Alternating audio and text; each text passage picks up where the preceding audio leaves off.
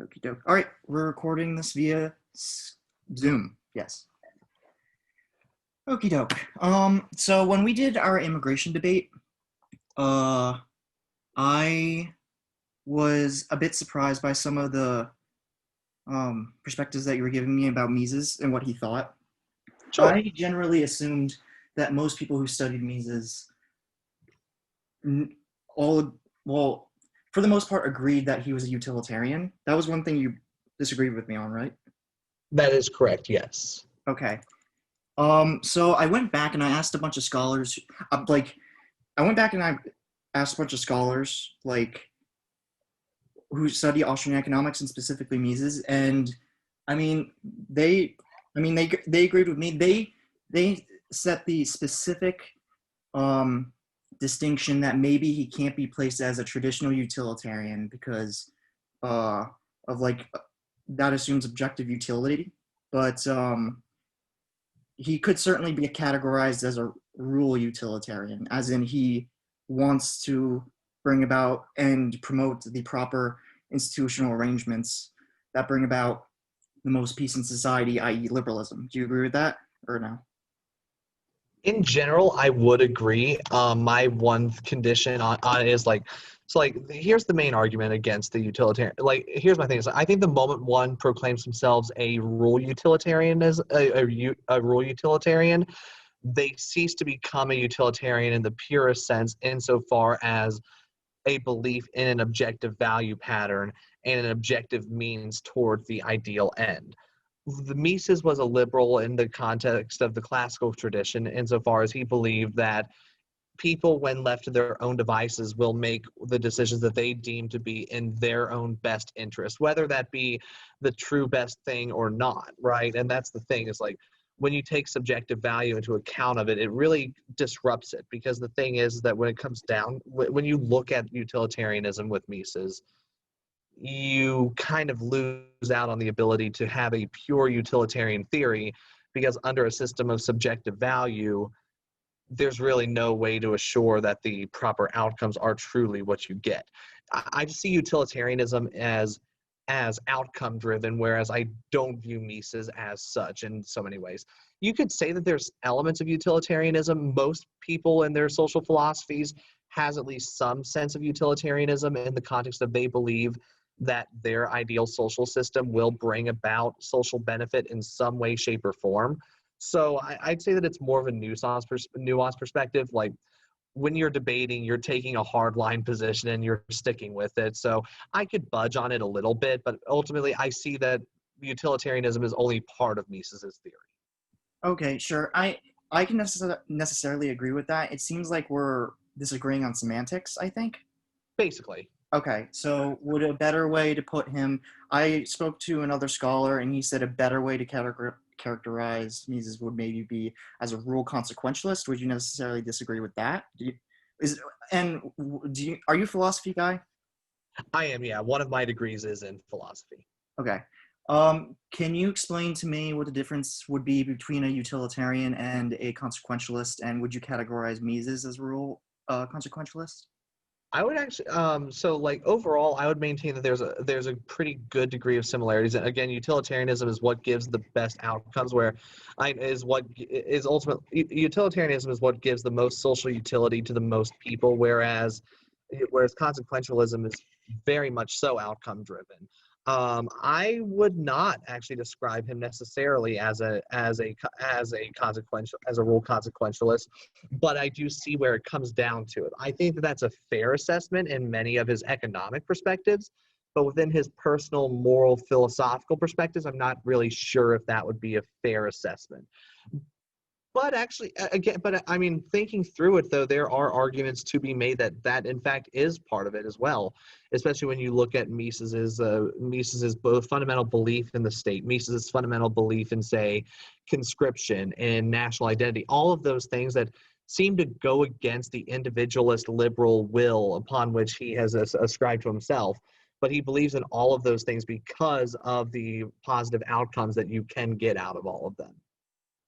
Sure. I would, the way I would put it I do think you can categorize him as a real consequentialist. The reason why I think that is a specific passage in liberalism where he talks about all that's good for society, or all that benefits society is necessarily good and all that's negative is necessarily bad. And the way I think he's assessing that is by taking into consideration everybody's regressing marginal utility and how satisfied that is by the institutional arrangements that he's promoting. Would you agree with that? I would actually, yes. Okay, And if that's the way we're defining your terms, we have no disagreement there. awesome. All right. Well, how would you? So you would use your terms differently?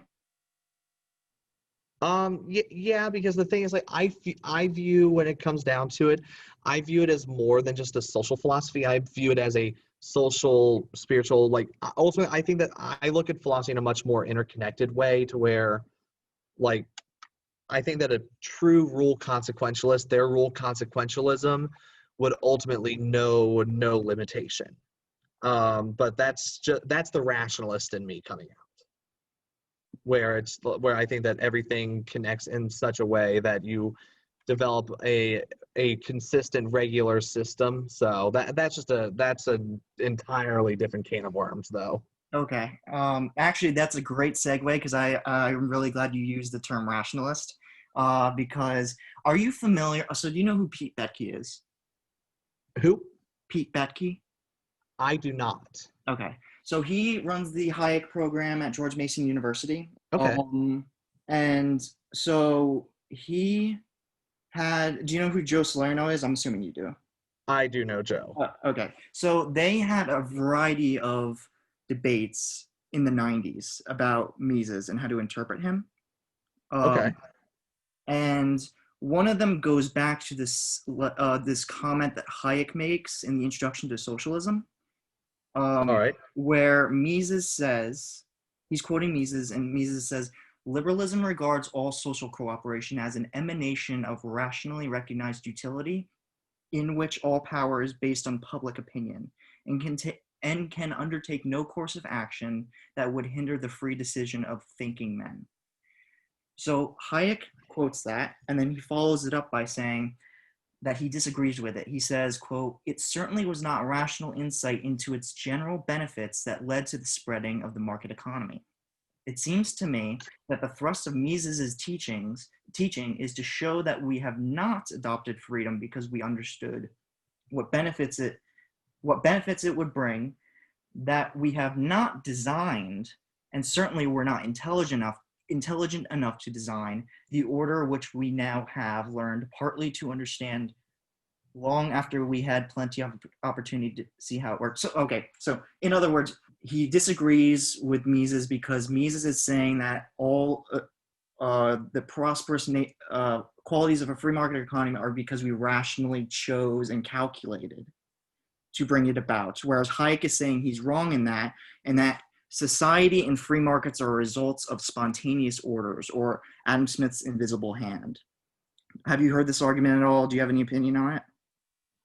I've heard a little bit into this debate, and this fundamentally really starts to show this actually really starts to show a lot of the disagreements into Hayek versus Mises.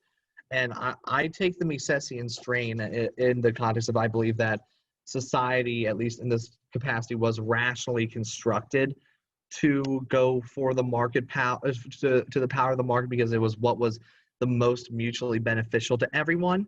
Hayek spontaneous order, I actually think that there is a great degree of compatibility between the two.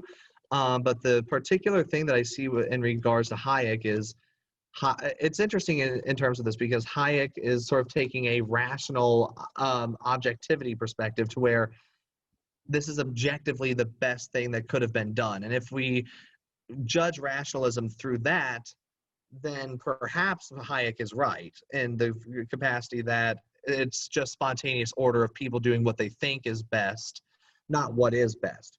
Whereas with Mises's rationalist perspective, he's talking about people's individual reasoning abilities of, I perceive for example, I perceive this pen to be more valuable than my $1 bill, so I will give this dollar bill to and that's really where the market sort of started to come into. And but yeah, that's more or less, I'm familiar with the argument. I haven't touched up on it too much because I'm doing full-time law now, so, but I do understand it. I can follow it, to say the least.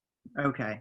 Now, the way I interpreted what happened there, and I went down this like really long rabbit hole of like reading Pete's articles versus Salerno's articles and them going back and forth with each other. Salerno argues that these two perspectives of Mises and Hayek are mutually exclusive. And he argues that the claim that Hayek is extending the Misesian program is incorrect in part because of this. I would disagree with that. I actually think going back to the original text, I think Hayek was misunderstanding Mises, because one implication of it is that Mises would reject the invisible hand, right? I mean, that's the way I'm interpreting this. And so I think that Joe Salerno was kind of splitting hairs. I mean, I respect him as a scholar, but like I think that his approach to this was, I think, incorrect in my opinion. Okay. So overall, the reason why I do agree with and defend Salerno's perspective is because, like, I respect the intelligence of both Hayek and Mises to the point that I really do hope that they would understand each other well enough to have this discourse on what is the proper social order. Hayek's is fundamentally of this idea that through chaos we find this sense of order, whereas with Mises, it could go within any system that has more than one rational actor. By rational, I mean acting in their own perceived self-interest. So again, like that's where I see the mutual exclusivity come from, is in regards to the metaphysical implications of whether people are truly acting in their best interest or acting in what they perceive to be their best interest.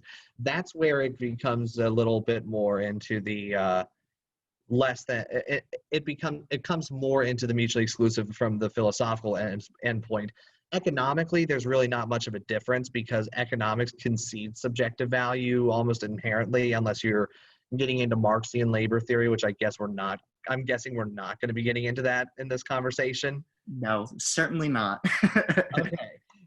Because because of the notion of subjective value, right, and the economic implications on society, there is a degree of mutual exclusivity between a spontaneous order where we ultimately get the best outcome regardless of the individual's perspectives, versus an individualist look at social order where people act in accordance with what they personally believe is in their best interest, and the outcome that we get is the outcome that we get.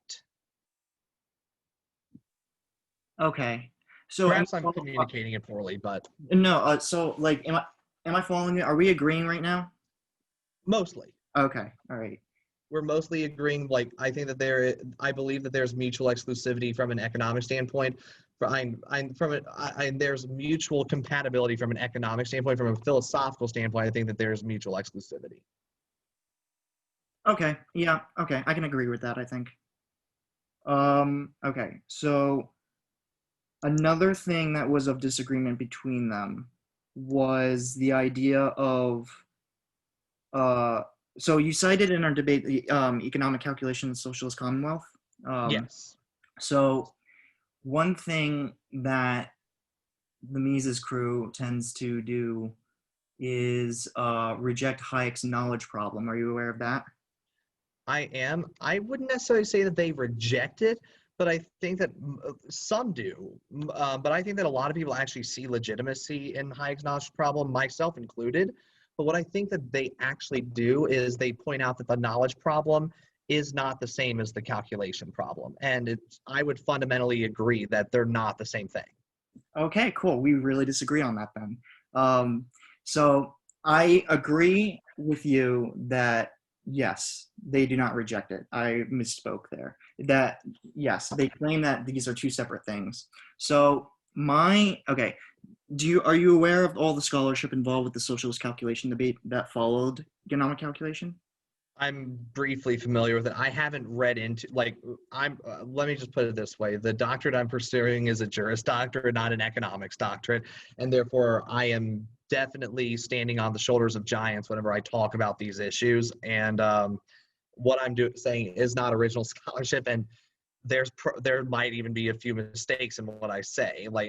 That's why we have these disagreements here, is because at the foundational level, there is so much scholarship available. I don't think any one person can really comb through this entire breadth of scholarship and truly come to a true synthesis of all of it.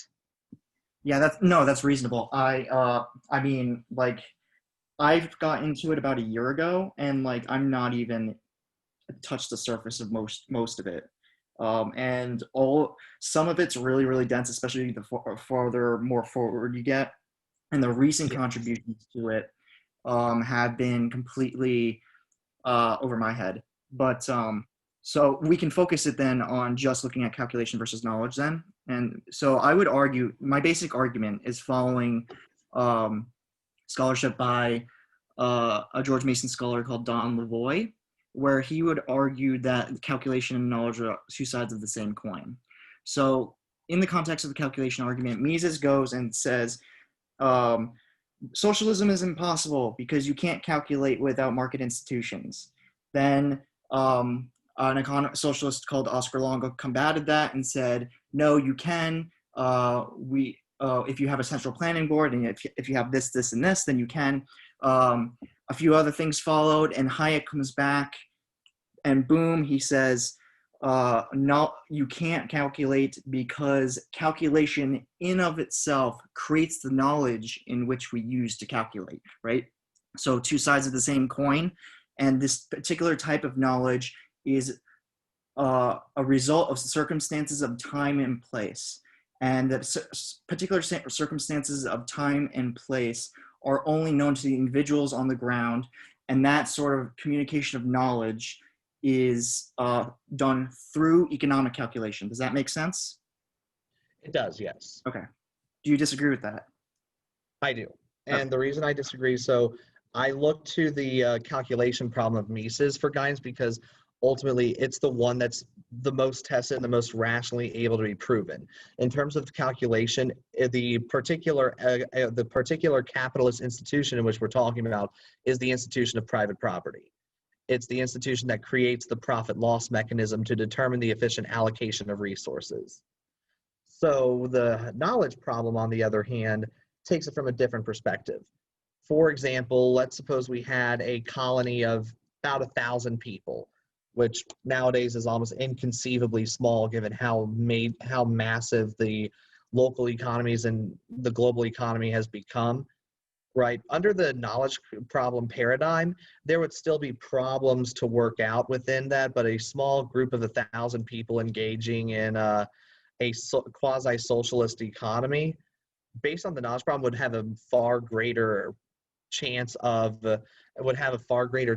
survival than than if we looked at a massive economy of the same policy. Right, and that's because with 1,000 people, it's a lot more able to have central authority over a smaller pool of resources. So ultimately, it's a multifactored approach that the knowledge problem is taking. Like, for example, is socialism more likely to work in the Commonwealth of Kentucky compared to the United States of America? Under the knowledge problem, it would be far more acceptable to be a socialist in Kentucky than an American socialist at the federal level. But I would go on to reject that and say that, well, that's the thing, is that the common rules of private property ownership and the benefits we get from private property ownership doesn't end just because we've decentralized it down. The only thing that it can do is it can shield outsiders from the consequences of the ill-informed decision to abolish private property. Okay. I think I understand you. I'm not sure, but Okay. So what I would say is that sure, we can go down on a decentralized level, but the problem of economic calculation still exists because there's still wastes. Yeah, see. Yeah. Can you put your argument in different terms, or in other words? Yeah, okay, absolutely. So ultimately, the knowledge problem is predicated upon the notion that as we further centralize an economy, there are fewer responders on the ground, right? So, in other words, under that system, well, what if we devise a socialist system that utilizes big data, that utilizes federalism in order to make their command economy work? Because while it's all coming from the top, they're also receiving a bunch of input from their local subsidiaries and satellites to say, this is what we need to succeed. These are the resources that are doing well. These are the resources that are not. This is where we're wasting things. This is where we're not. Whereas the calculation problem sort of takes the sword to this Gordian knot here. It just says that, well, as long as you don't have private property, you're not going to have vested interest. You're not going to have the ability to truly establish a profit loss mechanism. Whereas with the knowledge problem, there is a theoretical conception by which it could happen. Whereas the calculation problem just goes in and essentially states that a society that utilizes the common ownership of the means of production is completely and totally impossible. Okay, so what you're saying is it's just a matter of scale then? Yes. It's a matter of scale, and the knowledge problem can't work, or the knowledge problem hypothetically could work You know, because knowledge of you can know the knowledge of time and place on such a small scale, such as like Robinson Crusoe. right, sort of, yeah. And that's the whole thing is like that's the weakness of the knowledge problem theory. If our only rebuttal to socialism is the knowledge problem, then the smaller the scale of the economy, then the less relevant. Or even the larger the scale of the technology behind of the economy, but the further advancement of technology, like the advancement of big tech and the ability to analyze numbers in an objective manner through computation. And with that, we wind up coming into even more problems with it, to where it's like, so now it's a multifactored approach, right? Of theoretically, we could have a socialist economy at this scale as long as we have technology that can process that information or X amount of in-between contacts, right? So under the knowledge problem paradigm, you would fall into that pit trap, whereas with the calculation problem, it's just straight up, as long as you have communal ownership of property, the only thing you're doing is delaying the inevitable collapse. Okay, I think I understand. So I think we would maybe disagree on what the definition of socialism is. Okay, how would you define socialism? Okay, so like, would you say, oh, here, let me give you an example of something I would not categorize as socialism and see if you agree. Would you define a family living in a house socialism? No. Okay. Would you define socialism? So when I say socialism, to me is the common ownership of the means of production, and I would even add to that in a, I guess, society. Would you agree Okay. with that? Uh, Overall, yes, actually. Okay, and so I think that gets the crux of where I'm disagreeing with you, because in order for us to call something socialism, I think it has to be in the context of a society being a complex unit of social institutions and people cooperating within those social institutions. And what that requires is transactions, calculation of which creates knowledge by which we use to calculate.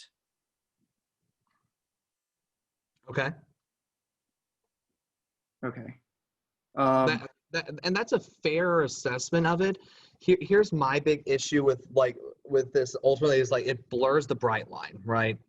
And it creates sort of a double bind in the same way that like you'll see Soviet academics make the claim that what Mao Zedong did wasn't actual socialism.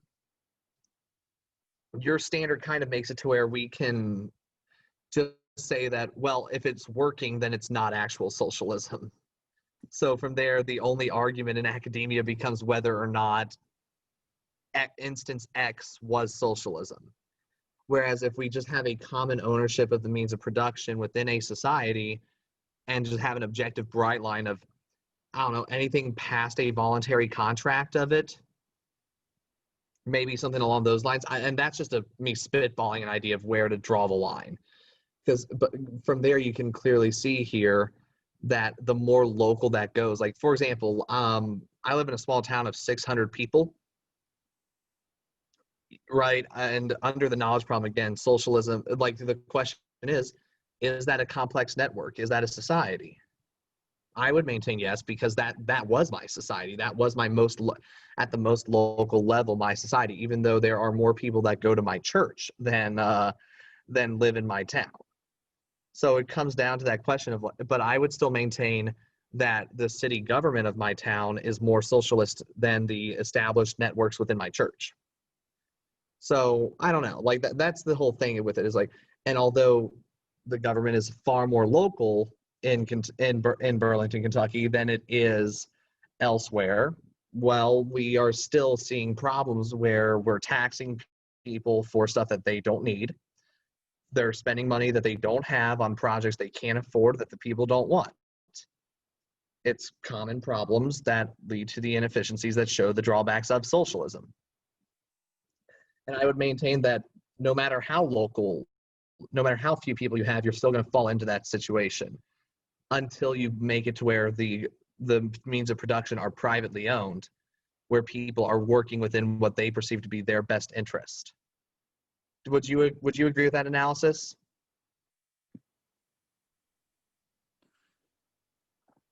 To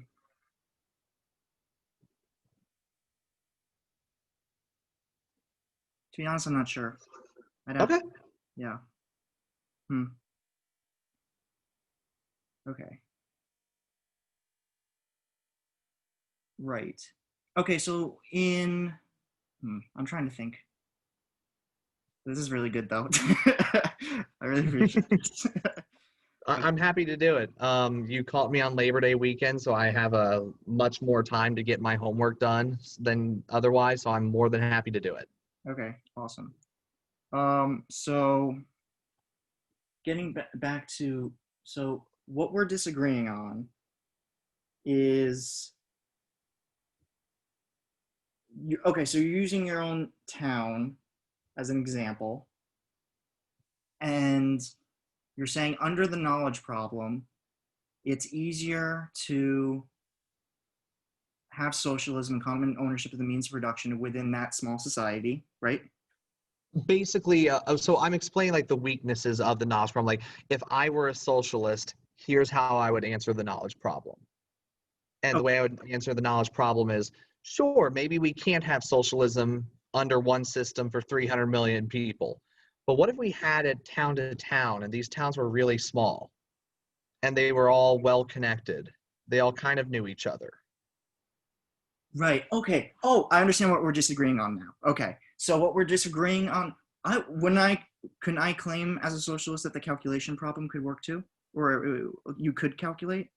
I would say no. I would say at the foundational level, no, because as long as the means of production are commonly owned under the knowledge problem, as long as they're commonly owned, the negative externalities of the so-called market decisions that are being made by, I don't know, we'll call them the People's Council in this instance. Whatever decisions the People's Council is making, they're not the only ones that wind up having to bear the consequences. They're not the ones that deal with the losses. Sure, the profits are also externalized, but that's just as bad of an incentive as well. So I'm looking at incentives as well, but also just the necessary implications of it. Once you internalize it, which is the only way to do it is through property, then you wind up with people thinking, well, are we going to bankrupt the town if we do this? Whereas in regards to the politicization of the common ownership of the means of production, we wind up with people making decisions that ultimately lead to financial and societal collapse, where we are putting too much resources into projects that do not succeed. We're not putting enough into projects that do or can succeed. And it's just ultimately that we're just trying to do whatever's politically convenient at whatever the right time is. Like, as far as I'm concerned, the communists only did two things right, and that was guns and liquor. Which you need those in order to make in order to make communism succeed, right? But even then, you look at, say, like, let me think of one in particular, the Cougar AK-74. These were started in designing in the mid in 1970s, and they were shipped en masse to Afghanistan to repel the invasion. They made more of those rifles than Afghanistan had people.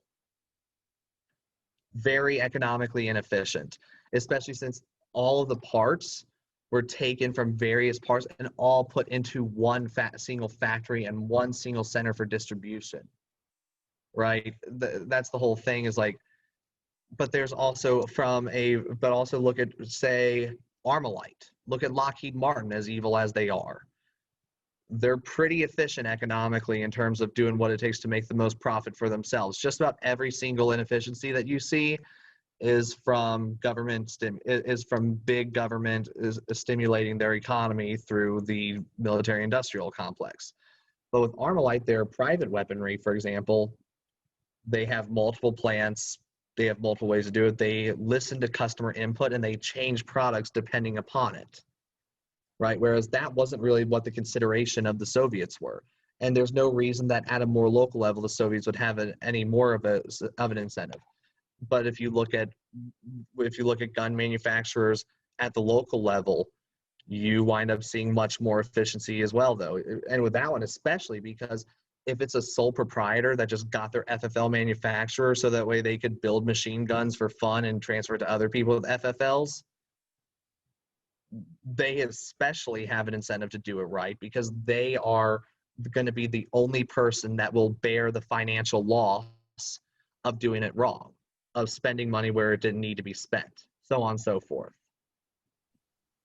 Okay. I think I'm understanding your point, but I'm worried I'm not. So, okay, so like, I still don't see how calculation and knowledge are different in those examples. Because Can you explain why you think that they're the same? Okay. If you go to a smaller scale, or if you go to a smaller scale and see more success, and larger scale and see less success, as I think you're claiming, right? It's because on large scale societies, the ability to calculate is one of the most important things to distribute the knowledge that people need to calculate. Like, I keep coming back to this, and this is why I keep coming back to it, and I'm worried that I'm not understanding your argument because I keep coming back to it. So if you go into a small scale, right, the knowledge you need isn't as much as you need to distribute or to allocate resources to their optimum use, I think. I think that's, yeah. So, but that's true with calculation too. Like, I'm worried. I think that, okay, so here's what it is. I think that we're looking at, what you're looking at is a component that both knowledge and calculation share, which they both do share in that case. But the thing is that with calculation, there are components that knowledge lacks. And that's where it really becomes absolutely essential, right? With knowledge, we can come, like, let's talk about a small business versus a small government. Okay, with a small business, the small business owner is the one that incurs the cost of making the wrong decision. With the small government, sure, they could in theory find a way to make sure that everyone bears that only the government leaders bear the consequences of their mistakes, right?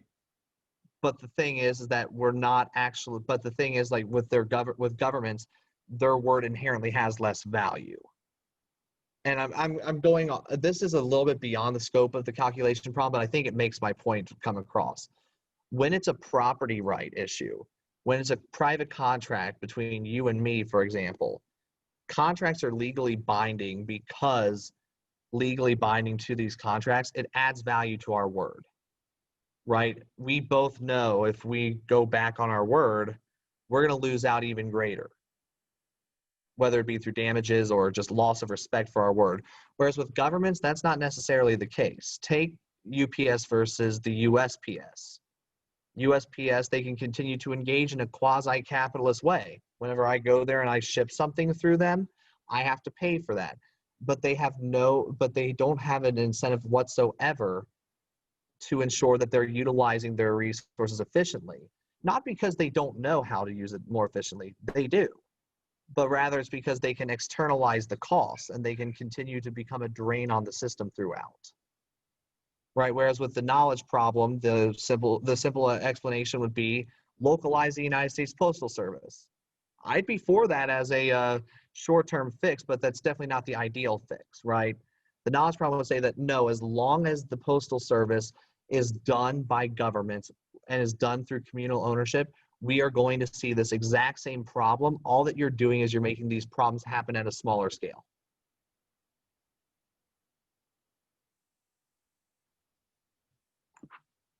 Okay.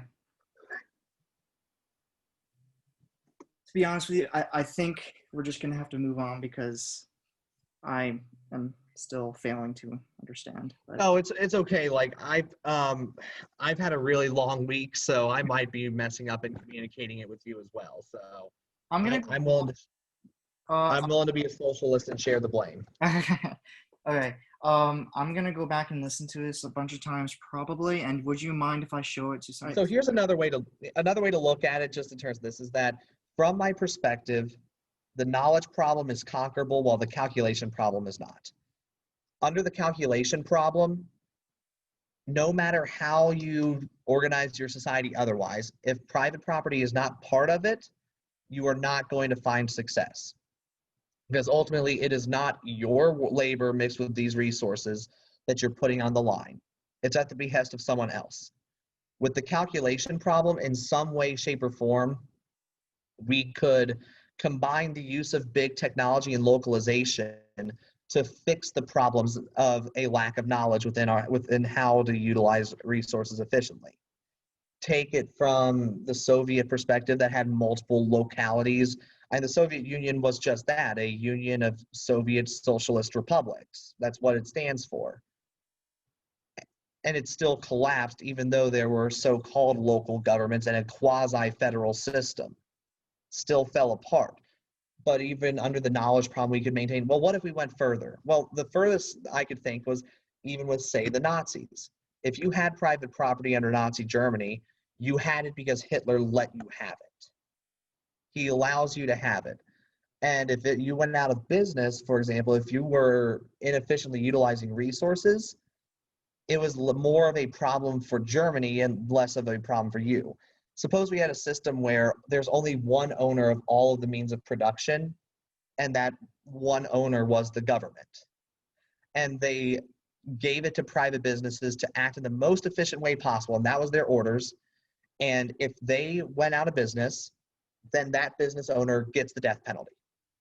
There'd be a pretty big incentive to make sure that you're looking from the most local perspective possible, what needs to be done to ensure the most efficient allocation of resources, so that way we never wind up in the red and I don't have to worry about my neck being put on the line here because we're operating at an inefficient level. That is absolutely something that can be done.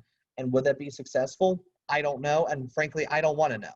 I don't want to look into seeing whether or not that overcomes the knowledge problem. Because even if it does overcome the knowledge problem and we create some sort of pillar of prosperity upon that foundation's built on sand because it's still commonly owned.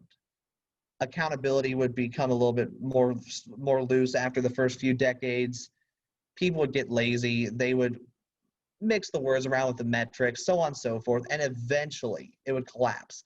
Not because they want the death penalty, but because they fundamentally can't succeed without private property. They can't succeed if they are not internalizing the cost of losing out. Does that make sense? I think so. Okay, so is the main thing we're disagreeing on then that the calculation problem is not conquerable and the knowledge problem is? Yes. Okay. It's that ultimately when it comes down to it, I can think of a socialist case for defeating the knowledge problem. I can't for the calculation problem. Maybe that's a failure of imagination on my end, but I don't know. Okay, I actually don't think it's a failure of imagination. I think it's a failure of understanding what the knowledge problem is. So can I explain further what Hayek was getting at? Sure. Okay, so what he's getting at basically, and this is expanded on in Don Lavoie's scholarship, is that the knowledge problem is inconquerable precisely because the nature of the knowledge itself. The nature of the knowledge itself is inarticulate. It is it's largely tacit. It's on the ground in the moment. Most of the time, the person who possesses the knowledge does not know he possesses this knowledge, and it's through the mechanisms of transactions, uh, through cost-benefit analysis of the person on the ground in the moment is uh, uh, communicating things, and then that that creation of knowledge is done through the motive of calculation within the context of a transaction. Does that make sense? It does. Okay.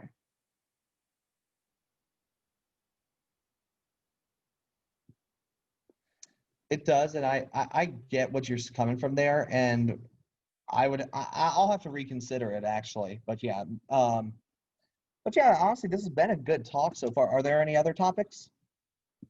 Let's see. Um,